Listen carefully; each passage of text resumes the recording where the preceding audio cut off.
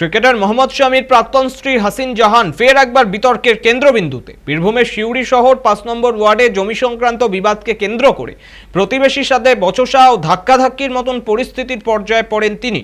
সম্প্রতি সেই ছবি ও ভিডিও ভাইরাল হয়েছে সোশ্যাল মিডিয়ায়। সেই ভাইরাল ভিডিওতে দেখা যায় রীতিমতো প্রতিবেশীকে ঠেলাঠেলি করছেন হাসিন জাহান। এই ঘটনার পর হাসিন জাহান ও তার প্রতিবেশী দুই তরফেই সিউড়ির থানায় অভিযোগ দায়ের করা হয়েছে। অপরদিকে হাসিন জাহানের অভিযোগ, স্থানীয় তৃণমূল কাউন্সিলর ফারহানা খাতুনের স্বামী কাজী ফরজুদ্দিনের বিরুদ্ধে দীর্ঘদিন ধরে প্রতিবেশীদের সঙ্গে টানাপোড়েনের বিতর্কে নাম জড়িয়েছিল হাসিন জাহানের। কোনো সুরাহা না পেয়ে অবশেষে ৫ নম্বর ওয়ার্ডের স্থানীয় বাসিন্দারা সিউড়ি থানার দ্বারস্থ হন। হাসিন নাকি বিভিন্ন ধরনের মামলার ভয়ও দেখাতেন প্রতিবেশীদের। সাংবাদিকরা এই বিষয়ে হাসিনা জাহানের সঙ্গে কথা বলতে গেলে তার তরফে কোনো রকম প্রতিক্রিয়া দেখা মেলেনি। সিউড়ি থানার পুলিশ ঘটনার তদন্ত শুরু করেছেন এবং আইন অনুযায়ী প্রয়োজনীয় ব্যবস্থা গ্রহণ করা হবে বলে আশ্বস্ত করেছেন।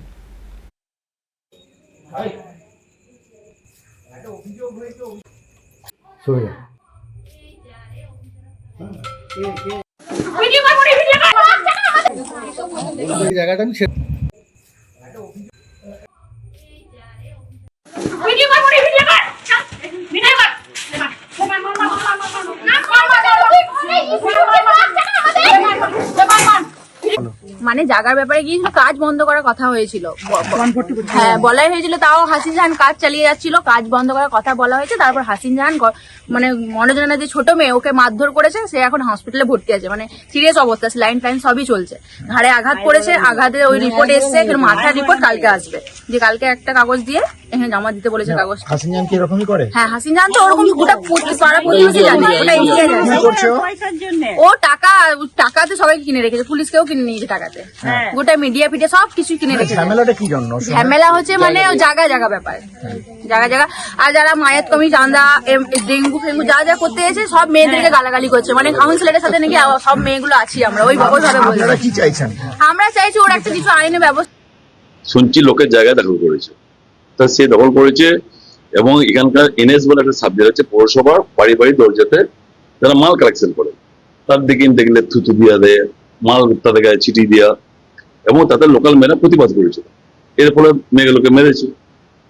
কারণ আমার মনে হয় যে ওর মাথায় কোনো ছিট আছে, পাগল আছে, নাহলে এরকম পাগলামিকে করে। একটা সোসাইটিতে যে নিজের বাবার নামে কেস করে, মায়ের নামে কেস করে, বোনের নামে কেস করে, স্বামীর তো ছেড়েই দেন, লাইফটা আছে কি? একটা লাইফে স্বামী একটা বিতর্কিত একটা অধ্যায় ঢুকে গেছে যায়। অনেকগুলো স্বামীর মধ্যে স্বামী একটা স্বামী, এইটা বাদ দিলে স্বামীকে বাদ দিন অর্থেন আছে কেউ। কারণ ওর বিয়েটা যখন পালিয়ে যায় প্রথম স্বামীকে নিয়ে, বাবুকে ডাকলাম বাবু, আমার বিল্ডিং এর নিচেই বিয়ে হয়েছিল, ছাড়া ছেড়ে আমার বিল্ডিং এর নিচে হয়েছিল। আমার বাড়িতে এসে পালিতে ছিল, সুসাইড করতে গেছিল, আমার বাড়িতে ছিল এসে আশ্রয়িত হিসাবে। তার সম্বন্ধে কি বলবো আমি? পাড়াতে যেটা হচ্ছে, ও যেটা করতে চাইছে সেটা পাড়ার মধ্যে বিশৃঙ্খলা সৃষ্টি করতে চাইছে।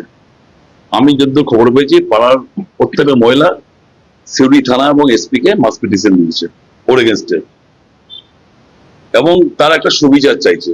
স্বাভাবিক,